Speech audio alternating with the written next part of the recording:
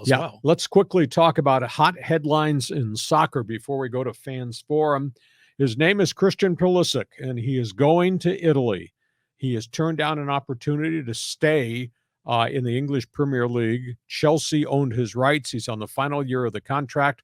Pulisic was offered in a deal to another team. We think it's the Tottenham Hotspur. He turned it down. He does not want to stay in the EPL. Evidently, there's negotiations for a $23 million a year package to take Pulisic to the legendary Italian side, AC Milan. So he's leaving the EPL. I think he's developed so fast as a leader and a quality player, but he never really got a legitimate chance in Chelsea, in part because of coaching changes, in part because he was hurt a lot. But he's exiting the EPL and the English Premier League. The trophy you see there with the ribbons, it's the elite league in the globe, but he's opting out. His name is Kai Mbappe. He's from France. He is walking away from Paris Saint-Germain, and they are up in arms. They've already lost players who've defected. Lionel Messi is gone to MLS soccer. Mbappe is leaving, says he will not stay at Paris Saint-Germain. You better do a transfer deal right now. His mail, I bet, is going to be sent to Real Madrid. Chelsea continues to bleed players. I don't know what's going on with the American ownership there, but they've lost a lot of guys who've gone other places, some to Saudi Arabia, obviously for big paydays, other guys moving to other teams. Mason Mount, pretty good goal scorer for Chelsea. He has just signed at Manchester United, and this is more of a chemistry acquisition than it is anything else. Meanwhile, we all know that name at the bottom there, Megan Rapinoe, legendary star, USA women's soccer. She has just announced her retirement this week, effective at the end of the World Cup, which they hope she's going to raise the World Cup for her third time. She's got 2 World Cup titles to her credit. She was a captain. She won an Olympic gold medal. And the unsung part about Megan Rapinoe is that she was the one that was the force that drove home the lawsuit that became successful for Team USA's women to be paid on an even-steven basis with Team USA's men. All the money they earn goes into a pot, and it is distributed equally for wins, for a number of tournaments that you play in, and for individual players. Megan Rapinoe is the one that did that. And you mentioned, obviously, Team USA. They beat Canada. How about their goaltender, Matt Turner? 2 saves on penalty shots in the overtime shootout. You never see that in soccer. Matt Turner, New England Revolution, maybe he's pushing himself back into the limelight for Team USA's men.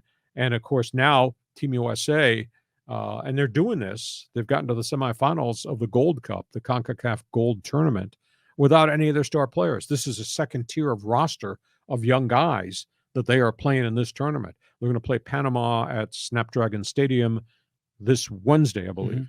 So that there. And in terms of the USA women, tell you what, there's another star on the horizon. We've talked about the World Cup that starts at the end of this coming month, and the fact that Alex Morgan, Megan Rapinoe are all part of what's left of the dynasty. But, boy, there are a couple of younger players that have just jumped into the spotlight. One is a young 18-year-old forward, Elisa Thompson, goal scorer, and the other is Trinity Rodman, and she is a sniper. She is big. She is physical. She's the daughter of Dennis Rodman, the NBA star. He's not had very much to do with her. He's kind of a deadbeat dad because he's a deadbeat person when he wasn't playing basketball.